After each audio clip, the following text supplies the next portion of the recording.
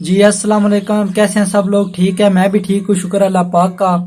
تو جیسا کہ آپ لوگ جانتے ہیں کہ پچھلے ایپیسوڈ میں نے ایک بات کی تھی کہ ایک بندہ جس نے ایک ہی وقت میں 17 ڈنکیاں لگائی تھیں، یعنی اپنی زندگی کا بیشتر حصہ اس بندے نے ڈنکیاں لگانے میں گزار دیا۔ اس کے پاس جب بھی پیسے آتے تھے اس کی کوشش یہی ہوتی تھی کوئی اچھا سا ایجنٹ کر کے ڈنکی لگا کر پاکستان سے باہر نکلا جائے، کیونکہ وہ بندہ گجراتی ہے۔ اور یہ بات سب لوگ جانتے ہیں کہ جو گجرات کے بندے ہوتے ہیں وہ اپنی زندگی کی رسک نہیں لیتے، یعنی وہ کہتے ہیں کہ جو کام ہم کرنا چاہتے ہیں وہ کام ہونا چاہیے، زندگی رہے یا نہ رہے۔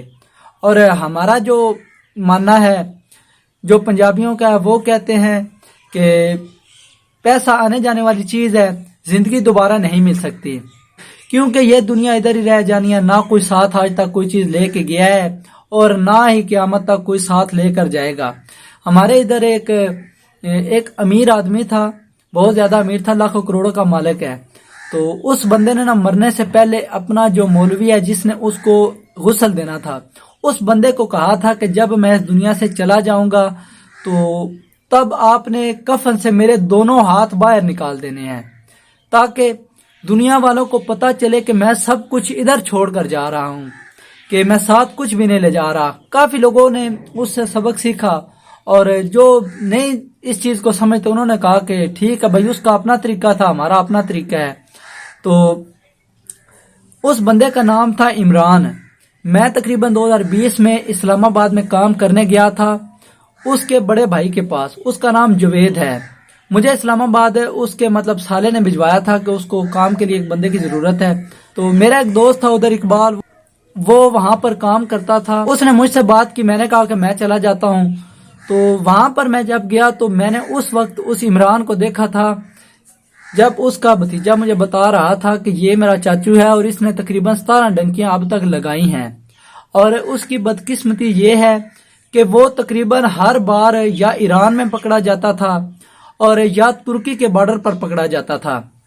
جب اس بندے نے آخری ڈنکی لگائی تھی تو اس وقت وہ ترکی کے بارڈر کے اوپر بالکل اس جو بارڈر لائن آف ڈیفنس ہے، جو ایک تاروں کی لائن بنی ہوتی ہے، اس کے اوپر وہ چڑھا ہوا تھا۔ اتنے میں آرمی وہاں سے دوڑ کر دور سے آ رہی تھی، وہ دور سے آوازیں مار رہی تھی کہ رک جاؤ رک جاؤ۔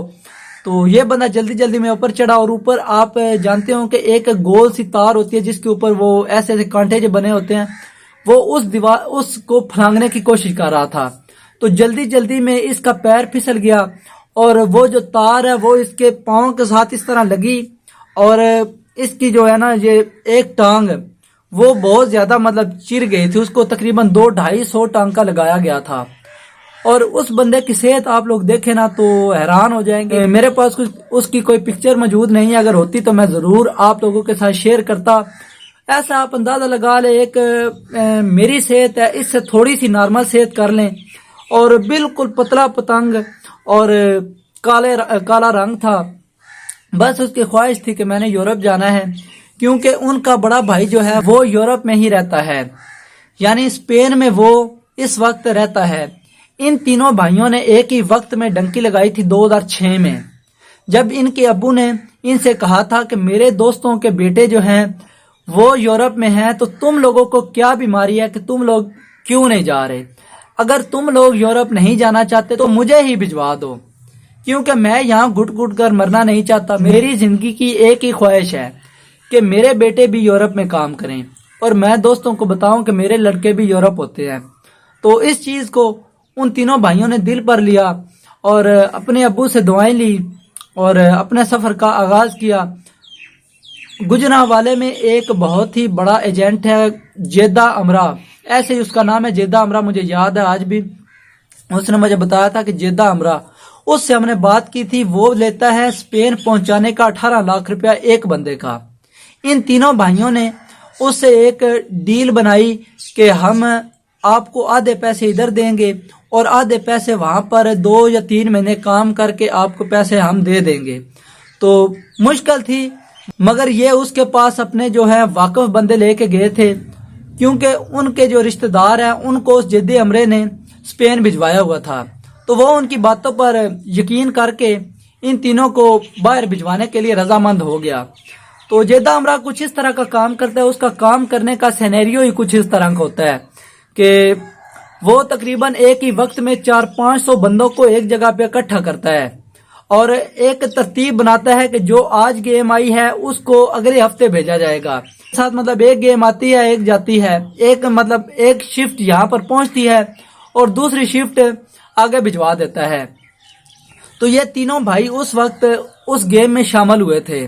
جب یہ تینوں بھائی ایک ہی گیم میں شامل ہوئے تو یہ پچھتا بھی رہے تھے کہ یار تینوں کو ایک ساتھ نہیں اکٹھا آنا چاہیے، کیونکہ ہم تین ہی بھائی ہیں، اگر خدا نہ خواستہ ہمارے ساتھ کچھ ہو گیا تو پھر ہمارا کیا ہوگا۔ تو بہرحال انہوں نے کہا کہ کوئی مسئلہ نہیں، اللہ کرم کرے گا ہم پہنچ جائیں گے۔ تو شاید ان کی ایک کی دعا قبول ہو گئی، 3 بھائی تھے۔ اب یہ سب لوگ اسپین کی ڈنکی لگا رہے تھے، تقریباً ان کو 1.5 مہینہ ہو گیا تھا راستے میں۔ تو پیچھے سے ان کو فون آیا گیا کہ آپ کے والد صاحب اس دنیا سے جا چکے ہیں۔ تو وہ تینوں جو ہیں اندر سے افسردہ ہوئے، انہوں نے کہا کہ واپس آتے ہیں، مگر ان کی امی نے کہا کہ واپس جو بندہ آیا نا میرا بھی مرا منہ دیکھے گا، واپس نہیں آنا، ابھی گئے ہوئے ہو تو تمہارے واپس آنے سے کون سا تمہارا باپ واپس آ جانا ہے، تم نے آگے ہی جانا ہے۔ تو وہ تینوں چلے گئے۔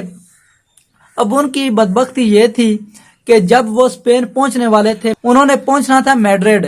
میڈرڈ اسپین کا دارالحکومت اور سب سے بڑا شہر ہے۔ ان سب لوگوں نے میڈرڈ میں جانا تھا، کیونکہ ڈنکی کا ایک اصول ہوتا ہے کہ جب بھی ڈنکی کی کوئی گیم پہنچتی ہے وہ صرف پہنچتی ہے یا دارالحکومت میں وہ گیم پہنچائی جاتی ہے، کیونکہ دارالحکومت میں کسی بندے کو شک نہیں پڑتا کہ یہ بندہ ٹورسٹ ہے یا پھر ڈنکی لگا کر آیا ہے، کیونکہ دارالحکومت میں طرح طرح کے لوگ پائے جاتے ہیں، ہر ملک سے لوگ آتے ہیں وہاں وزٹ کرنے، اور اس وجہ سے ہی یہ ایجنٹ جو ہیں یہ دارالحکومت کو ہی ٹارگٹ کرتے ہیں۔ تو وہ تینوں بھائی جب پہنچنے ہی والے تھے، تقریباً 2 یا 3 گھنٹے کا راستہ رہتا تھا، ایک فلائٹ آنی تھی، اس فلائٹ نے ان سب لوگوں کو میڈرڈ میں پہنچانا تھا، اور کسی طرح کسی بندے نے شاید ان کی جو خبر ہے وہ آرمی والوں کو بتا دی، تو وہ اس جگہ پر پہنچ گئے جہاں پر یہ سب لوگ اکٹھے ہوئے تھے۔ ان سب لوگوں کو ایک ہی وقت میں آرمی والوں نے پکڑ کر کیمپ میں ڈال دیا، اور جب کیمپ میں ڈالے گئے تو چند ایک کو سیاسی پناہ گورنمنٹ والے دینے کو راضی ہو گئے، میڈرڈ والے۔ تو چند ایک کو انہوں نے کہا کہ ان کو ڈی پورٹ کر دیا جائے پاکستان میں۔ تو اب ان تینوں بھائیوں میں سے ایک کی قسمت چمک گئی، سب سے بڑے سے درمیانہ جو ہے اس کی قسمت چمک گئی، اس کو اسپین والوں نے سیاسی پناہ دی اور 100 یورو اس بندے کو دیے کہ آپ 3 مہینے ادھر رہیں، 3 مہینے کے بعد آپ نے غائب ہو جانا ہے۔ تو ان کے واقف لوگ رہتے تھے اسپین میں، تو ان دونوں بھائیوں کو تو واپس بھیج دیا گیا، ایک اسلام آباد آ گیا اور دوسرے کو لاہور پھینک دیا گیا۔ اسلام آباد والا جو ہے وہ تو دردیں بھلے کی ریڑھی لگاتا ہے، اور میں بھی وہیں پہ کام کرتا تھا، تو وہاں پر یہ عمران بھی آیا تھا۔ تو اس بندے نے تقریباً بعد میں پتہ نہیں کتنی ڈنکیاں لگائی ہیں، 17 کہ 16 اس بندے نے ڈنکیاں اس وقت لگائی ہیں۔ اس نے اپنی زمین بیچی ہے، اپنی بیوی کے زیور بیچ دیے، اپنے پاس جو بھی قیمتی چیز تھی، کاریں، موٹر سائیکل، سب کچھ بیچ کے اس نے ڈنکیوں پہ لگایا ہیں پیسے۔ مگر اب آخری بار جو ان کا جو بھائی اسپین میں رہ گیا تھا، اس بھائی سے اس نے بات کی ہے کہ یار آپ مجھے بھی اپنے پاس بلا لو۔ اس نے کہا کہ میں آپ کو لیگل طریقے سے نہیں بلا سکتا، انلیگل طریقے سے میں آپ کو بلاتا ہوں، جتنا بھی خرچہ آئے گا وہ میں خرچہ کروں گا، اگر آپ پہنچ جاؤ گے تو میں آپ کو 50-60 ہزار روپیہ مہینہ تنخواہ دوں گا، جب آپ کے پیسے پورے ہو جائیں گے آپ کی ساری سیلری آپ کو دیا کروں گا۔ تو اس چیز پر وہ بندہ متفق ہو گیا، اور جو بڑا بھائی ہے اس نے بھی کہا کہ ٹھیک ہے کہ آپ اپنے بھائی کو بھی بلاؤ، اور بعد میں میرا ایک چھوٹا بیٹا ہے حسیب، آپ اس کو بھی بلا لینا۔ حسیب کا تو نہیں پتا کہ وہ پہنچا ہے یا نہیں، کیونکہ حسیب نے بھی ڈنکی لگائی تھی 2020 میں۔ تو میں بات کر رہا ہوں عمران کی، جب عمران نے پاکستان سے ترکی کی ڈنکی لگائی تو وہ پہلے کی طرح استنبول میں پھنس گیا، کیونکہ اس بندے نے اتنا اندازہ نہیں لگایا کہ پاکستان میں اگر ٹھنڈ ہے تو باہر ٹھنڈ ہے، یورپ والے ممالک تو بہت زیادہ ٹھنڈے ہیں، اور ترکی بھی یورپ میں تقریباً آدھا یورپ اور آدھا ایشیا میں آتا ہے، تو وہاں پر بھی برف باری ہوتی ہے، اور ماکو پہاڑی جو ہے وہ بہت ہی خطرناک پہاڑی ہے۔ اس پہاڑی کو پار کرنے کے لیے بندوں کو 1 مہینہ 2 مہینے لگ جاتے ہیں، کیونکہ وہاں موسم بدلتا رہتا ہے اور موسم کے حساب سے دن بھی بڑھ جاتے ہیں۔ تو وہ بندہ اکیلا گیا، اس کو ایک فون دیا گیا جو وائرلیس ہوتا ہے، مطلب سیٹلائٹ فون اس کو دیا گیا کہ جب بھی جہاں بھی پہنچو گے ہمیں آپ نے رابطہ کر کے بتانا ہے کہ تم کہاں پر موجود ہو. آگے کی جو گائیڈ لائن ہے وہ آپ کو ایجنٹ دیتا رہے گا. تو وہ بندہ اکیلا گیا تو اپنے ساتھ وہ گرم کپڑے تو اتنے زیادہ لے کے نہیں گیا تھا. تو جب وہ وہاں پر پہنچا استنبول میں تو آگے ٹھنڈ دیکھی، برف دیکھی تو روتا تھا کہ میں کہتا ہے واپس آ رہا ہوں. گھر والوں نے کہا آپ گئے ہو اپنی مرضی سے، اب ادھر جانا ہے، واپس نہیں آنا، واپس آئے تو ہم تمہیں زندہ نہیں چھوڑیں گے. وہ ڈر کی وجہ سے وہ ابھی ٹکا ہوا ہے، میرے خیال میں استنبول میں موجود ہے، تقریباً 1 سال ہو گیا ہے. اور بڑے بھائی کو کہتا ہے بلاؤ بلاؤ، وہ کہتا ہے ابھی تک حالات بھائی سیٹ نہیں ہیں، کیونکہ کرونا کی وجہ سے تمام ممالک جو ریفیوجیز ہیں ان کو پناہ نہیں دیتے. ریفیوجیز ڈنکی والوں کو کہتے ہیں، جو غیر قانونی طریقے سے ایک ملک سے دوسرے ملک جاتے ہیں ان کو ریفیوجیز بولا جاتا ہے. تو وہ پناہ نہیں دے رہے. تو کچھ دن ٹھہر جاؤ، وہ کچھ دن کرتے کرتے 1 سال ہو گیا ہے. حسیب بھی اپنے چاچو کے جانے کے کچھ مہینے بعد ہی ڈنکی لگا کر اسپین کے لیے نکلا تھا. میرے خیال میں یا پھر وہ ابھی اسپین میں پہنچ گیا ہے، کیونکہ چھوٹی عمر کے جو لڑکے ہوتے ہیں نا ان کو اسپین فوراً ایکسیپٹ کر لیتے ہیں. تقریباً 10-20 سال جتنی میری عمر ہے نا، اگر میری عمر کا کوئی لڑکا جائے نا تو وہ اس بندے کو رکھ لیتے ہیں، کیونکہ کم عمر بندے کو اسپین والے وہاں رکھ لیتے ہیں. ان کی یہ سوچ ہوتی ہے کہ یہ بندہ اسپینش سیکھ کر ہمارے کسی کام آ سکتا ہے. تو جو زیادہ بڑی عمر کے بندے ہوتے ہیں، مطلب 40-50 سال کی، ان کی یہی کوشش ہوتی ہے کہ اس بندے کو واپس بھجوا دیا جائے. تو یہ پتہ نہیں کیا چکر ہے. ایک چیز اور ہے کہ دنیا کے خطرناک ترین بارڈر جو ہیں ان میں پاکستان اور افغانستان کا بارڈر، پاکستان اور انڈیا کا، ترکی اور یونان کا، اور بلغاریہ کا بارڈر میرے خیال میں نا دنیا کا خطرناک ترین بارڈر ہے، خاص کر کے ان لوگوں کے لیے جو کہ ڈنکی لگاتے ہیں. کیونکہ جو بلغاریہ کا بارڈر ہے وہاں بڑی بڑی گھاس ہوتی ہے، مطلب 6-7 فٹ کی بڑی گھاس ادھر موجود ہوتی ہے بارڈر ایریا میں. اور جو لوگ وہاں پر ڈنکی لگاتے ہیں بلغاریہ کی، اور وہاں پر اس گھاس کے اندر انہوں نے بڑے بڑے جنگلی کتے چھوڑے ہوتے ہیں جو بندے کو زندہ نہیں چھوڑتے. تو بڑے بڑے خطرناک بارڈر ہیں بھائی. یہ ڈنکی والا سین ہی بہت مشکل ہے. تو کوشش کریں کہ اس چیز سے بچیں، لیگل طریقے سے جائیں. بہت سے لیگل طریقے ہیں، اگر پورے ڈاکومنٹ کیے جائیں تو بآسانی ویزا کسی بھی ملک کا لیا جا سکتا ہے. مگر کئی لوگ ہوتے ہیں جو مشکلات سے بھاگتے ہیں، وہ کہتے ہیں ہمارے پاس اتنا ٹائم نہیں ہے، جتنا ٹائم ہم ڈاکومنٹ بنانے میں لگائیں گے اتنے میں ہم وہاں پہنچ بھی جائیں گے.